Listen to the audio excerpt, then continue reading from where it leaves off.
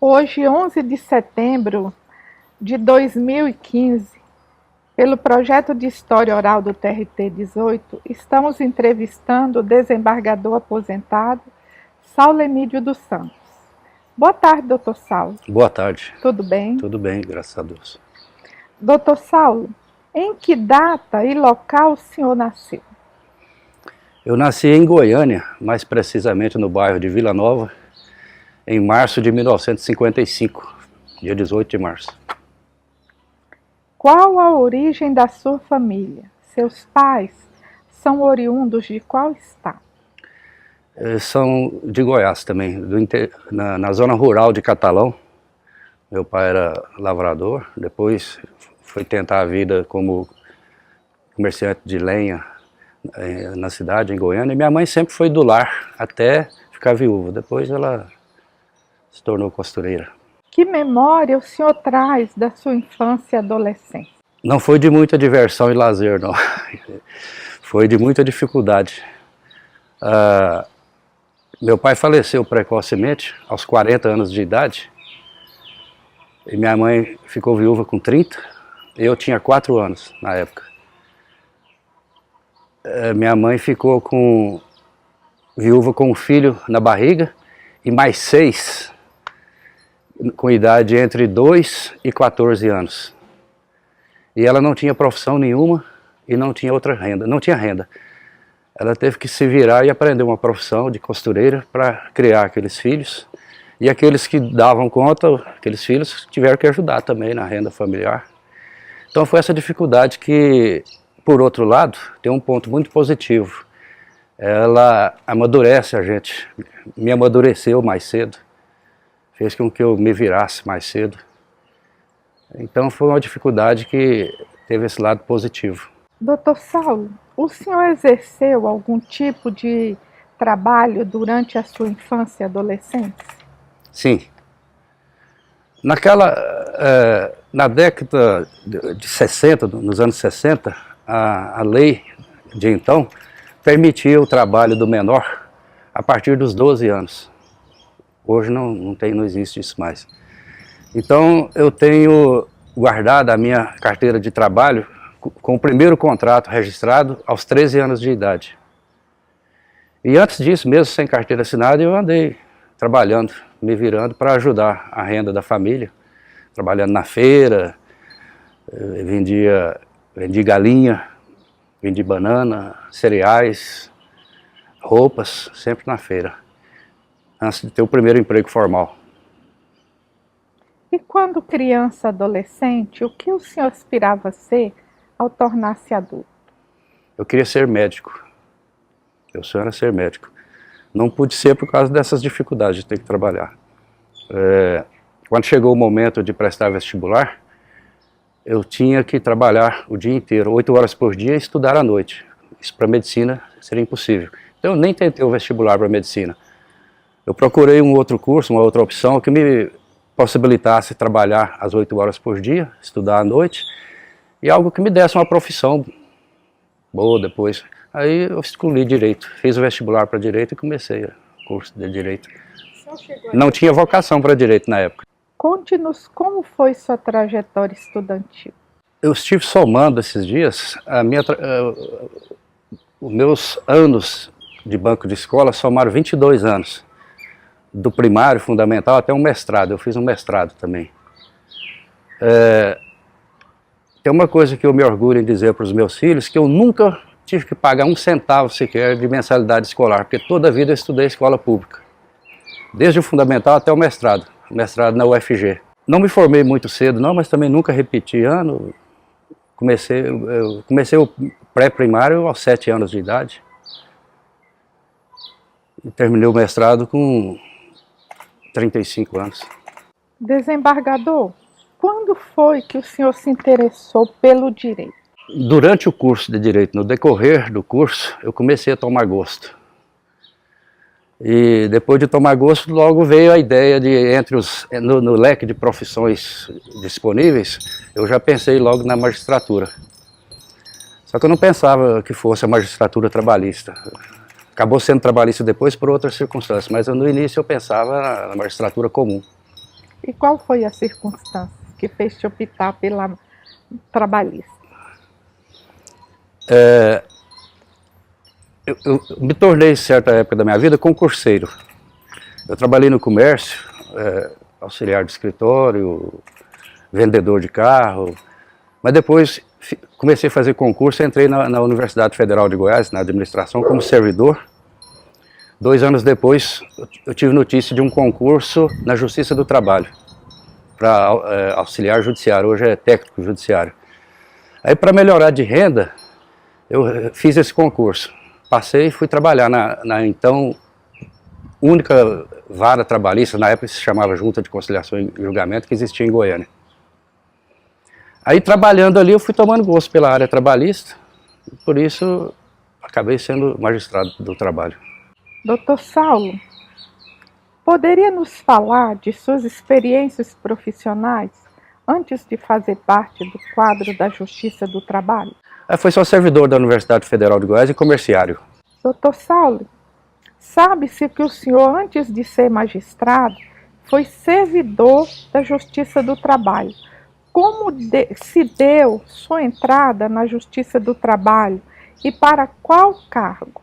Eu, no afã de galgar um cargo melhor, até é interessante, eu já ocupei vários empregos, vários cargos. O único em que eu fiquei mais de 2 anos foi na Justiça do Trabalho, como servidor e depois como juiz. Antes eu nunca ficava mais de 2 anos, mas não era porque eu fosse um mau empregado, não. É porque eu estava sempre de olho em outra coisa melhor. Logo na primeira oportunidade eu migrava para um posto melhor, um trabalho melhor. E na Justiça do Trabalho, quando eu ingressei, eu tinha 23 anos de idade. Em que ano? 1978. Pela 10ª região? Terceira região, digo. Na época, a Junta de Conciliação e Julgamento de Goiânia era vinculada ao TRT da terceira região, com sede em Belo Horizonte. Não existia ainda a 10ª região em Brasília. Então houve um concurso, as provas foram feitas lá em Belo Horizonte, eu viajei, fui lá, fiz essas provas, passei, e como eu passei bem classificado, eu tive a possibilidade de escolher trabalhar em Goiânia. Quando o senhor tomou posse como auxiliar judiciário, onde o senhor começou a trabalhar? Foi aqui mesmo, no estado de Goiás? Foi. Porque eu pude escolher, devido à minha classificação, houve um concurso da terceira região, em âmbito regional. Mas os melhores classificados puderam escolher onde trabalhar, e eu escolhi Goiânia. Enquanto servidor, quais as dificuldades vivenciadas ali pelos pioneiros da Justiça do Trabalho, da terceira região? As dificuldades eram muitas. Em Goiás só existiam 2 varas trabalhistas, as então juntas de conciliação e julgamento, uma em Goiânia e uma em Anápolis. E a sede da Justiça do Trabalho nossa, a terceira região, era em Belo Horizonte. Só essa distância já dificultava muito as coisas. E no serviço público tudo é burocrático, recursos materiais difíceis de ser canalizados para Goiânia. Muitas vezes, algumas pequenas despesas de pronto atendimento eram custeadas pelo juiz, pelos juízes classistas. Alguns serviços, às vezes o próprio que não era da alçada do servidor, ele mesmo fazia. Aconteceu uma coisa interessante comigo mesmo, certa vez eu era secretário da diretoria do Foro de Goiânia, e um banheiro que era de uso dos reclamantes, reclamados, do público em geral que frequentava a Justiça do Trabalho, entupiu.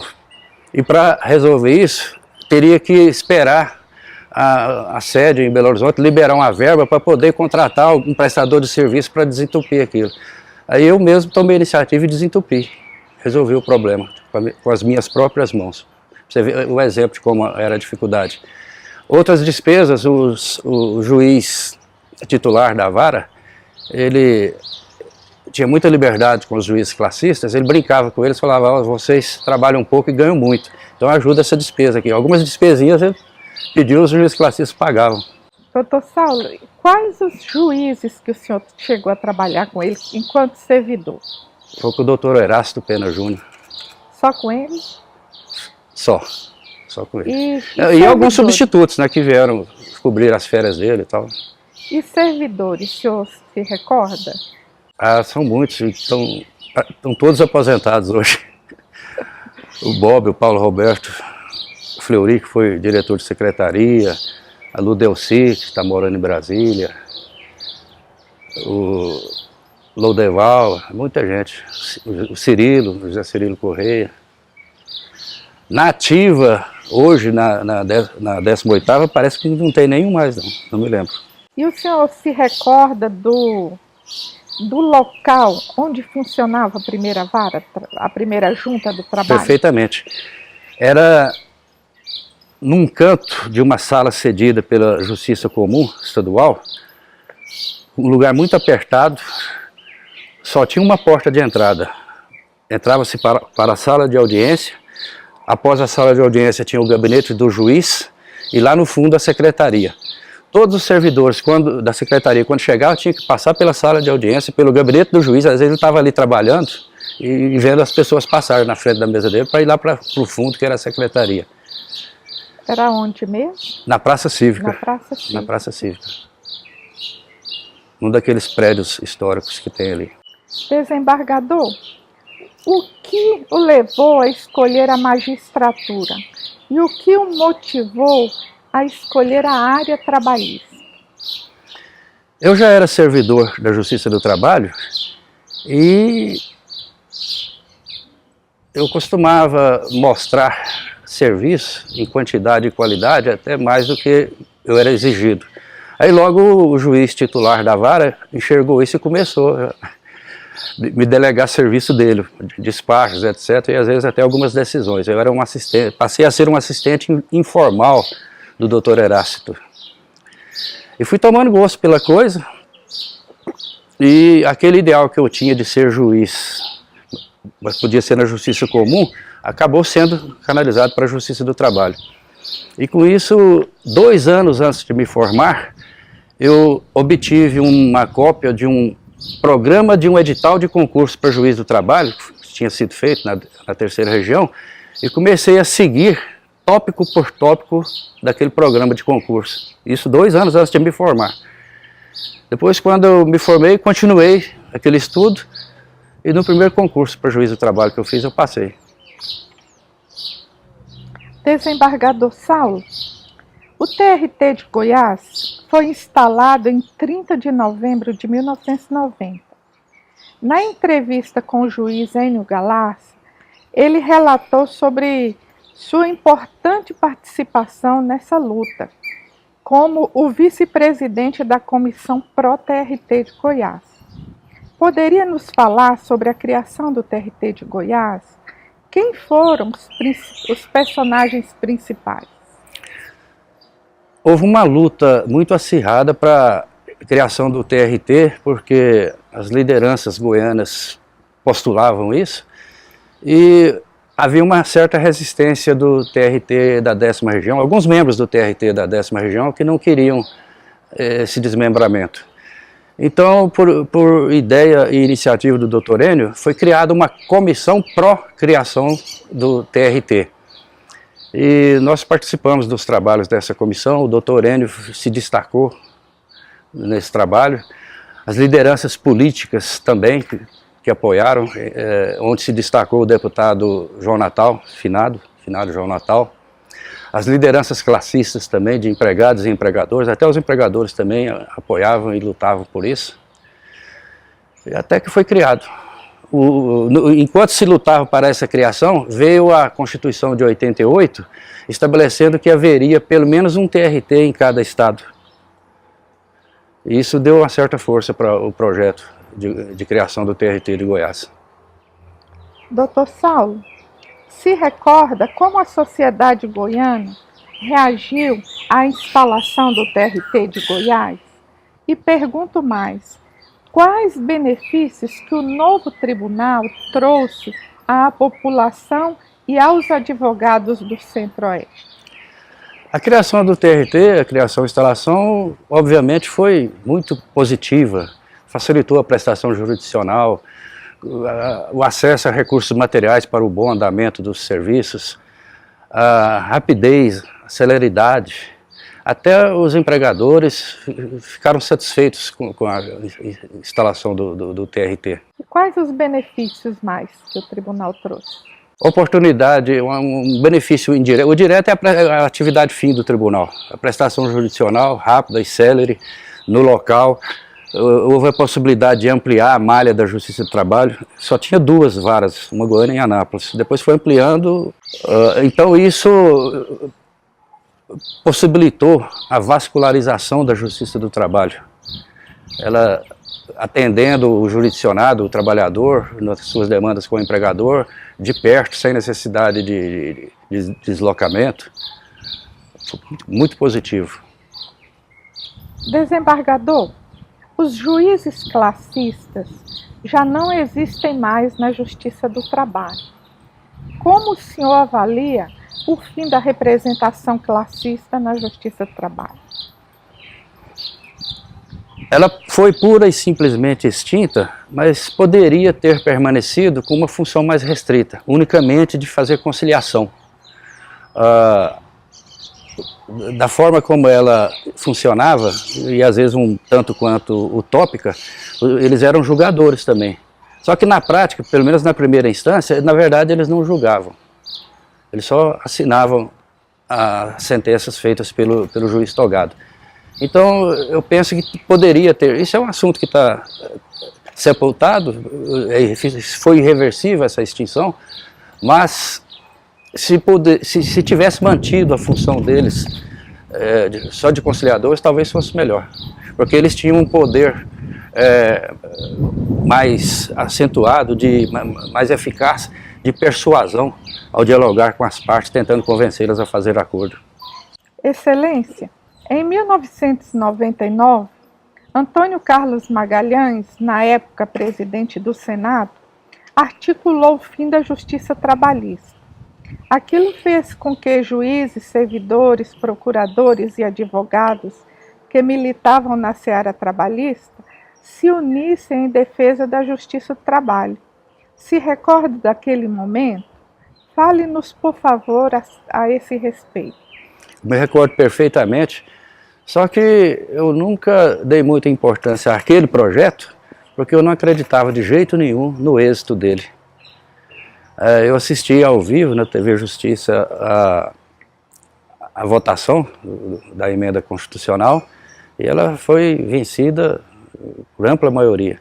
Desde o começo eu não acreditei naquilo, porque seria inviável jogar toda essa carga de trabalho da Justiça do Trabalho na Justiça Federal, no STJ, nos tribunais regionais federais. Seria impraticável isso. O senhor se recorda de algum movimento do tribunal em favor contra esse movimento? Alguma movimentação? Ah, sim. O senhor participou de alguma? Eu pessoalmente não. Eu sou avesso à atividade política ostensiva. Mas houve um movimento, sim, vários juízes, muitos servidores fizeram movimentação, se dirigiram a Brasília, foram fazer trabalho de contato com os parlamentares. A juíza Ialba participou disso, a desembargadora Ialba, falecida, saudosa doutora Ialba, ela liderou com muita eficiência esse movimento. Desembargador, hoje, mais de 70 anos após a vigência da consolidação das leis trabalhistas no Brasil, um grande número de trabalhadores brasileiros ainda não possui seus direitos garantidos. Como o senhor avalia esta realidade diante da afirmativa do presidente Vargas? Olha, eu não chego a ficar decepcionado com isso não, porque esse número que você falou diminuiu muito. Hoje, o acesso à justiça do trabalho, o acesso a informações o eficaz trabalho dos agentes políticos que atuam na esfera trabalhista, desde a Delegacia Regional do Trabalho, até passando pelo Ministério Público do Trabalho.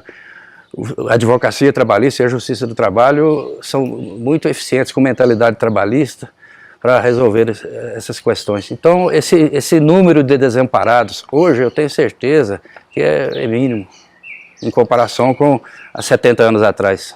Fale-nos, por favor, sobre a justiça do trabalho antes e após a Constituição de 1988 e depois da reforma do Judiciário. A Constituição de 88, ela teve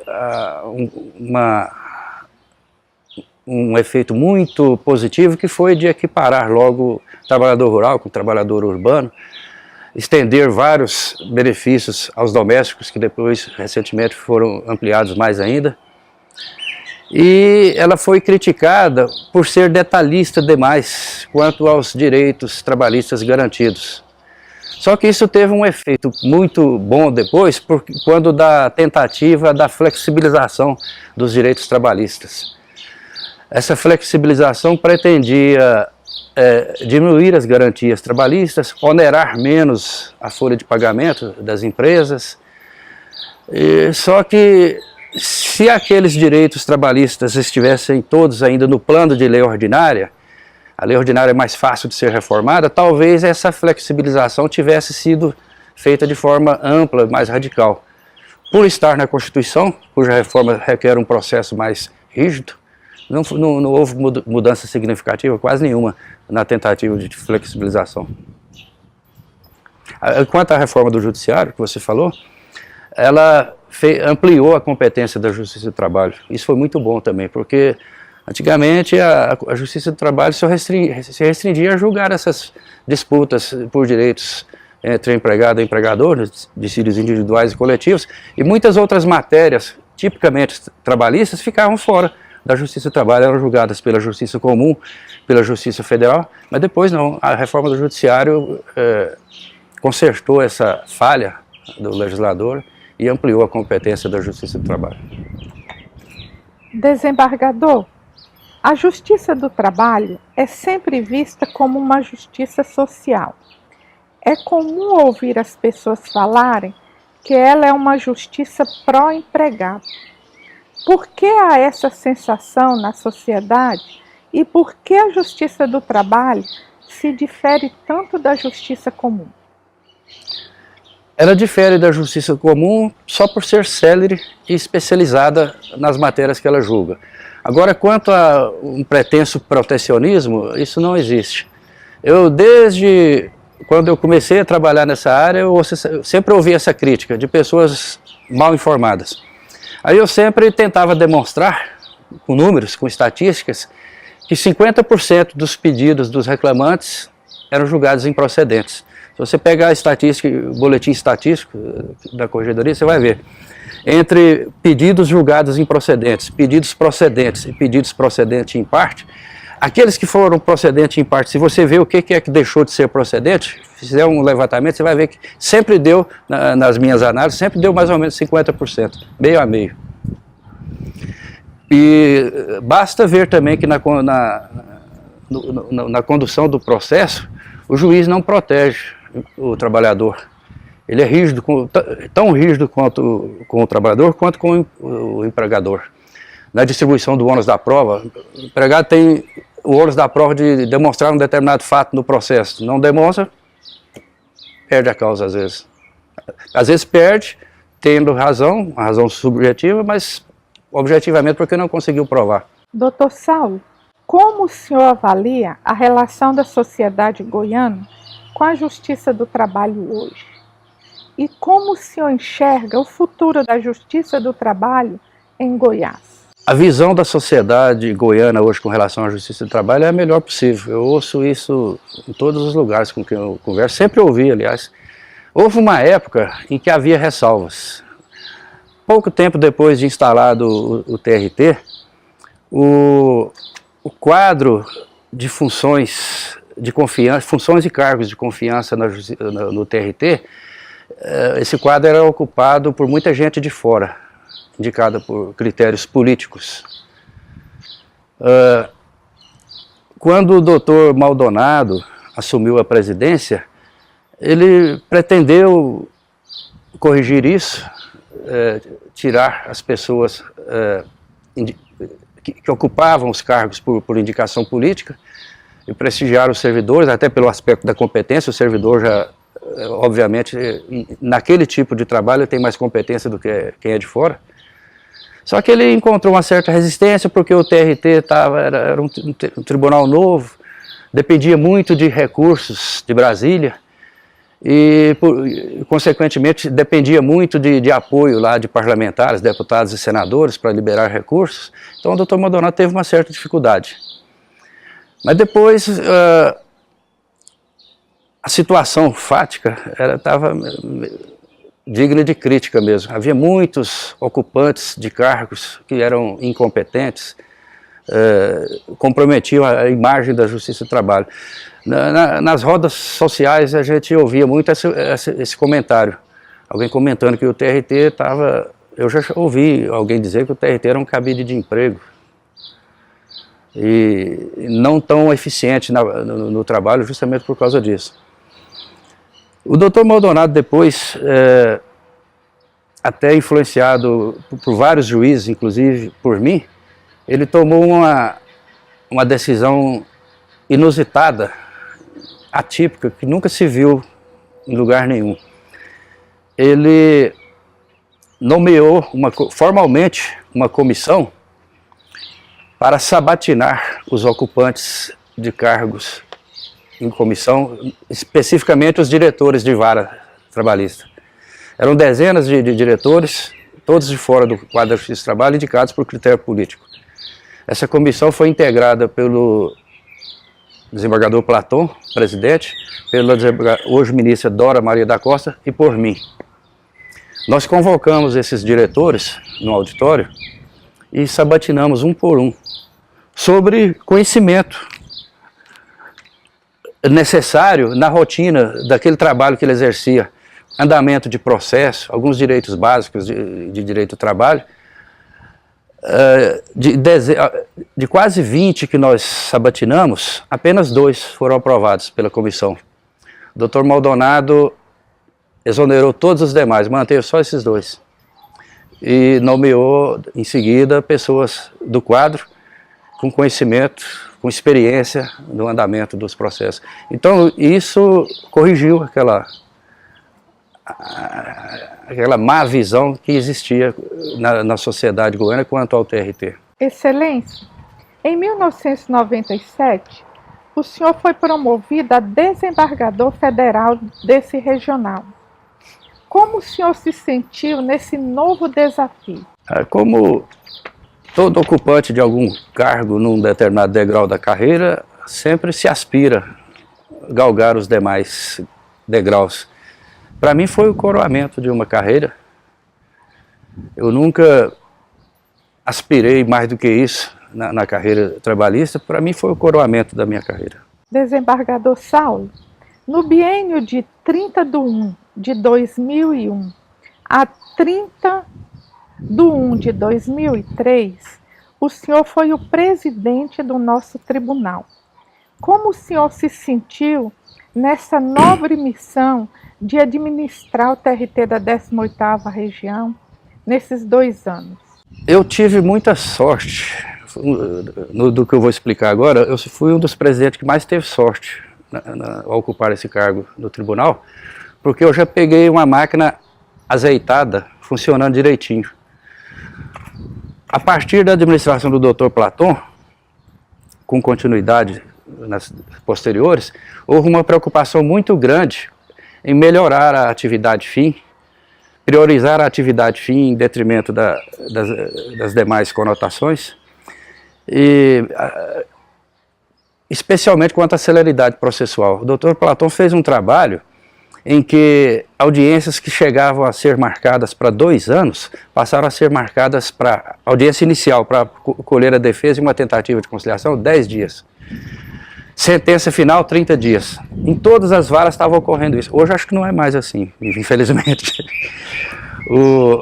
A doutora Ialba, que veio após o doutor Platão, deu continuidade a isso, melhorou alguma coisa, e o meu trabalho foi dar continuidade a isso. Não deixei a celeridade de piorar, diminuir, mantive com o trabalho de presidente, de corregedor, mantive essa pauta de audiências de 10 dias, no máximo 30 dias para a sentença final.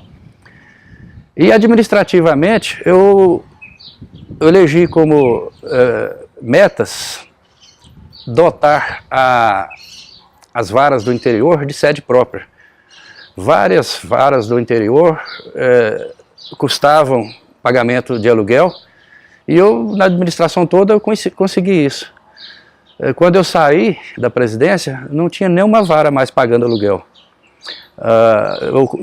Às vezes com a doação da prefeitura, de entidades classistas, ou do Estado, ajuda das prefeituras para construir, nós conseguimos, e verba também do próprio tribunal, nós conseguimos sede própria para todas as varas. Uma outra coisa que eu iniciei também no TRT da 18ª região, isso já ocorria em alguns outros regionais, foi a prática de conseguir a agilização do pagamento dos precatórios. Através de um artifício muito inteligente, que não estava previsto em lei, alguns TRTs incluíam em pauta de conciliação os precatórios, mediante um convênio, um acordo com os governos estaduais e as prefeituras, incluiu aqueles processos em pauta para fazer um acordo para viabilizar o pagamento. O representante da prefeitura do estado comparecia, ou da autarquia, comparecia numa audiência com o reclamante e o advogado dele e se tentava ali um acordo, às vezes para diminuir aquele valor. Quando se diminuía era pouca coisa, ou às vezes para parcelar também, havia casos de parcelamento. E nesse convênio, que não era previsto em lei, feito com os chefes do Poder Executivo, estadual e municipais, havia uma cláusula também em que o governo destinava uma verba mensalmente para os precatórios, para pagar esses precatórios que eram objeto de conciliação. Isso foi melhorado nas administrações posteriores, a doutora Kátia e outros melhoraram e está funcionando até hoje. Hoje os precatórios são pagos. Naquela época não eram.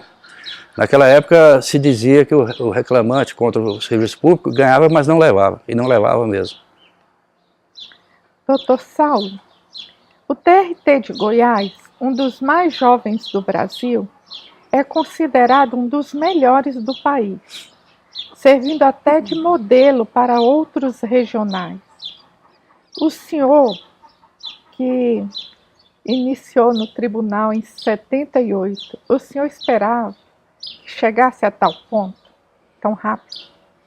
Bom, naquela época eu não tinha essa visão não, mas hoje, com a ampliação, o agigantamento da Justiça do Trabalho, né, ela capilarizou, se tornou muito mais eficiente, isso é muito bom. Mas o senhor esperava que chegasse como está hoje? Se me perguntasse há muitos anos atrás, eu não acreditaria, eu diria que não acreditava, não. Excelência, o nosso regional está sempre em expansão. A cada gestão ele cresce mais. Acredita-se que o sucesso e o que faz um tribunal de ponta advém da continuidade administrativa de nossos antecessores. O senhor concorda com essa afirmativa? Ou mais ainda, o senhor apontaria outros fatores? Eu concordo com essa afirmativa, sim. E o fator que eu posso acrescentar é a dedicação e a eficiência dos servidores, do quadro de servidores, que vestem a camisa. Em comparação com o mercado de trabalho no setor privado, graças a Deus, no judiciário, o servidor público não é tão mal remunerado E por isso ele veste a camisa, na maioria são servidores dedicados, e com o apoio, a participação também da Advocacia Trabalhista, do Ministério Público do Trabalho, o TRT tem, a Justiça do Trabalho de uma maneira geral, tem cumprido a sua missão de forma relativamente satisfatória. A Justiça do Trabalho é a justiça mais célere, a mais respeitada e a de mais fácil acesso também. A que se deve a isso? Há dois fatores, uma vontade política do legislador que começou com Getúlio Vargas, há 70 anos atrás. E o segundo fator é o empenho e a eficiência de todos os agentes que materializam a atividade da Justiça do Trabalho. Esses agentes vão desde o servidor até os juízes. Com apoio também, repito, do Ministério Público e da Advocacia. Desembargador, o senhor já exerceu as funções de servidor, juiz substituto, juiz titular de junta, desembargador, vice-presidente e presidente do TRT 18. A partir dessas experiências, que palavra deixaria a um magistrado que está iniciando a carreira na Justiça Trabalhista? Eu me permito, respondendo a isso, apenas repetir uma frase que é do desembargador Mário Bottaso, que ele pronunciou quando ele tomou, no seu discurso de posse no TRT, que eu nunca esqueci. Ele estava se investindo naquela função para servir e não ser servido. É o conselho que eu dou a todos. Enquanto magistrado, aconteceu algum fato inusitado que ficou na sua memória e que possa compartilhar conosco? Aconteceram muitos. A militância trabalhista permite ver casos pitorescos, inusitados. Tem dois que eu nunca esqueci e sempre que eu tenho a oportunidade gosto de contar. Um deles envolve uma história de ódio e o outro envolve uma história de amor. No de ódio, lamentavelmente, ao iniciar uma audiência, eu verifiquei que o reclamado veio para a audiência algemado e escoltado porque ele estava preso. O reclamante não era o trabalhador, era o representante do seu espólio. Ele havia falecido. E ele faleceu porque o reclamado, ao receber a notificação para a audiência, procurou o reclamante e o assassinou. Então foi história de ódio, lamentável. A outra história, que foi de amor, foi o seguinte: também numa audiência, ao folhear os autos para fazer uma instrução, ouvir depoimentos, etc., eu verifiquei que o reclamante, um trabalhador rural idoso, postulava naquele processo o reconhecimento do vínculo de emprego com a reclamada e o consequente pagamento das verbas trabalhistas. A reclamada era uma fazendeira, idosa também, e que se defendeu através do seu advogado, alegando em síntese que não houve vínculo de emprego, mas houve sim uma relação de concubinato, uma relação amorosa entre eles. Aí, antes de passar para a fase de depoimentos, os juízes classistas que existiam na época, dialogando ali com as partes, tentando convencê-las a fazer acordo. E nessa negociação para fazer o acordo, começou a haver propostas. A reclamada, a senhora, ofereceu uma certa quantia, o reclamante achou pouco, não, essa quantia eu não quero, eu só quero se for tanto. E essa negociação foi evoluindo, proposta e contraproposta, até que de repente ela falou assim, a reclamada: olha, eu acho muito, mas eu vou pagar porque eu ainda amo ele. Essa foi a história de amor. Dr. Saulo, a escritora de memória, Esmeralda Santiago, diz em um dos seus livros que um povo sem memória é um povo sem história. A administração do TRT 18 tem apoiado e muito as ações e projetos do nosso Centro de Memória. Qual a sua visão a respeito do resgate e da preservação da memória através desse projeto de história oral? A importância de não se deixar esvair no tempo os fatos, é óbvio, é inegável. Eu acrescento simplesmente o seguinte: a história, além de registrar os fatos passados, ela orienta o presente e o futuro. Desembargador, na sua opinião, qual a importância da formação inicial e continuada para os magistrados e servidores? Eu costumo dizer que juízes, às vezes, têm a chamada juizite. Eles acham que são donos da verdade. Existe uma piada dizendo que o juiz, ele pensa ser Deus. Mas não é bem assim. A maioria, graças a Deus, não é assim. Felizmente não é assim a maioria. E a maioria se dispõe a se aperfeiçoar.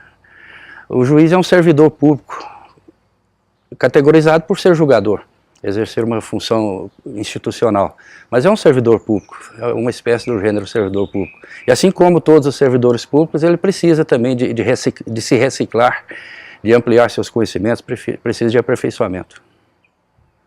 Dr. Saulo, o senhor teve uma carreira profissional exemplar e vitoriosa. Que conselhos o senhor daria hoje para um servidor que está iniciando sua carreira? Dedicação, mostrar resultados. Na minha experiência na Justiça do Trabalho, de administrador do meu gabinete e administrador também do tribunal, eu pude verificar que o servidor competente, ele não precisa de ajuda para galgar posições melhores, inclusive posições de chefia, de diretoria, não. O competente, logo, ele é solicitado, ele é visto por alguém e galga, não precisa de indicações, não precisa de QI, de quem indica. Desembargador, o objetivo deste projeto é produzir entrevistas que servirão como fonte de pesquisa sobre a Justiça do Trabalho em Goiás, reunindo-as em um vídeo documentário e também na confecção de um livro. Que mensagem o senhor gostaria de deixar registrado para aqueles que futuramente terão acesso a esse depoimento? Eu só posso dizer que sou muito feliz e tenho uma satisfação muito grande por ter sido uma das várias engrenagens que movimentou essa máquina para dar bons resultados, para deixar no meu caminho, se eu olhar para trás, eu acho que eu colaborei para a Justiça do Trabalho, no meu tempo, dar bons resultados, cumprir o seu papel na sociedade. E os que ingressaram se preocupem também em fazer algo assim. Dr. Saulo, que pergunta não foi feita ao senhor nessa entrevista que o senhor gostaria de deixar registrado? Se você me perguntasse como foi, por exemplo, o processo sucessório, o processo de escolha e nomeação para os juízes do TRT, da 18ª região, eu vou te contar uma história que eu achei interessante. O projeto de lei, como foi aprovado, criando o TRT, ele previu lá que os juízes de junta de conciliação e julgamento seriam promovidos ao TRT alternadamente por antiguidade e merecimento, como é praxe na lei. Só que constou lá nessa nova lei que a antiguidade seria contada pelo exercício efetivo na área desmembrada, que é Goiás. Ou seja, o juiz que tivesse exercido a sua função em outros locais que não fossem em Goiás, não teria esse tempo de serviço lá de fora contado. E por esse critério, eu seria o mais antigo entre todos os candidatos. Só que na hora de ela fazer as indicações, quem fez as indicações foi o TRT, por força de lei, o TRT da 10ª região, que era a região mãe. Ela desconsiderou isso e usou o critério da antiguidade ampla, pegando todos os locais onde o juiz tivesse atuado, na 10ª região, inclusive. E o indicado no meu lugar, por esse critério, foi o desembargador Platão. Eu, querendo gozar daquele benefício que a lei me dava, ingressei com mandado de segurança, tendo no polo passivo, além do presidente da República, o então juiz Platão. Então eu e o Platão nos tornamos demandantes, litigamos por isso, pela vaga, pelo critério de como contar a antiguidade. Só que o Platão, eu e ele sempre fomos muito amigos, nunca deixamos de ser, nem nesse episódio nós não deixamos de ser amigos. E eu ingressei com o mandado de segurança, conversei com ele antes. Durante a tramitação do mandado de segurança, nós sempre conversávamos a respeito. Quer dizer, era uma disputa de cavalheiros. Tanto era assim que, uma vez, quando ia haver o julgamento desse mandado de segurança em Brasília, pelo TRT da 10ª, eu fui de carro para assistir e levei comigo de carona a esposa do Platão, que ia assistir o julgamento também. Ela torcendo pelo marido, é claro, mas pegou carona comigo. Algo interessante que eu queria contar. Doutor Saulo, quem é Saulo Emídio dos Santos, na opinião de Saulo Emídio dos Santos? Um magistrado aposentado, feliz, satisfeito com a função que exerceu, mas que, ao completar o